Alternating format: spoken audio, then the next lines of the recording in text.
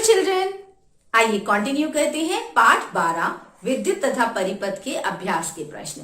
और हमारा तीसरा प्रश्न है, व्याख्या कीजिए कि चित्र 12.13 में दर्शाई गई व्यवस्था में बल्ब दीप्तमान क्यों नहीं हो रहा है।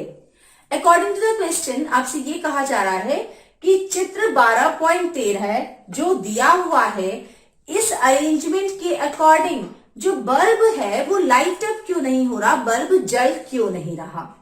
बच्चों, क्वेश्चन के अकॉर्डिंग ये अरेंजमेंट आपको दिया है जिसके अंदर सेल का एक सिरा पेचकस के प्लास्टिक वाले सिरे से जुड़ा है और जो बल्ब का सिरा है वो धातु के सिरे से जुड़ा है। और हम ये देख रहे हैं कि हमारा ये एलईडी रिंग नहीं जल रहा।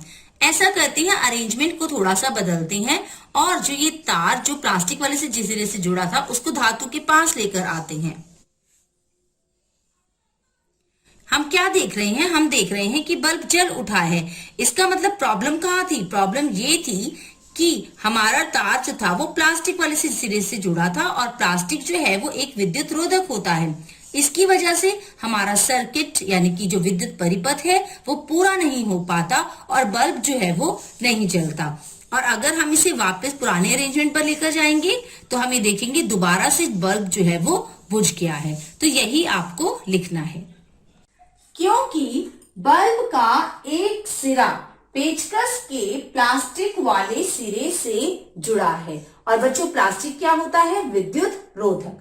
प्लास्टिक विद्युत रोधक है जिसके कारण परिपथ पूरा नहीं हो पा रहा और बल्ब दीप्तमान नहीं हो रहा। प्रश्न 4, चित्र 12.14 में दर्शाए गए आरेख को पूरा कीजिए और बताइए कि बल्ब को दीप्तमान करने के लिए तारों के स्वतंत्र सिरे को किस प्रकार जोड़ना चाहिए। बच्चों, यहां पर आपको एक चित्र दिया है, चित्र नंबर 12.14। इसमें आपसे ये पूछा है कि जो तारों के स्वतंत्र सिरे हैं, यहां पर आपको तारों के 2 स्वतंत्र सिरे दिख रहे हैं यानी कि जो लूज वायर्स हैं, उनको हम किस तरह से जोड़ें कि बल्ब जो है वो जल उठे, बल्ब दीप्तमान हो जाए। बच्चों, ये आपका व्यवस्था दी गई है और क्वेश्चन में आपसे कहा है कि स्विच के जो तारों के स्वतंत्र सिरे हैं इन्हें किस प्रकार जोड़ा जाए कि हमारा बल्ब यानी कि एलईडी जो है वो लाइट अप हो जाए, दीप्तमान हो जाए। तो चलिए कोशिश करते हैं। हम स्विच के एक तार के स्वतंत्र तार के एक सिरे को सेल के से जोड़ते हैं और स्विच की दूसरी तार को हम एलईडी के सिरे से जोड़ते हैं। देखिए, टच करते ही ये जल उठा है।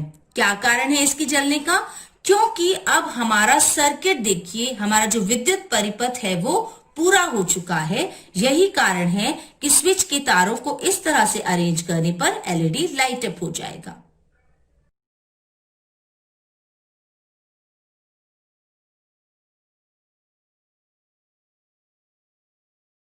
इसका उत्तर हुआ स्विच की स्वतंत्र तार के एक सिरे को बल्ब से और दूसरे सिरे को सेल के दूसरे टर्मिनल से जोड़ना चाहिए, यानी कि इस तरह से, क्योंकि इस तरह से होने से परिपथ पूरा हो जाएगा और जो बल्ब है वो दीप्तमान हो उठेगा। आज के लिए इतना ही, फिर मिलेंगे हमारी नेक्स्ट क्वेश्चन आंसर वीडियोस में। Thank you. NTPC Faridabad and Chief Minister's Good Governance Associates Program with Star Teachers of Faridabad.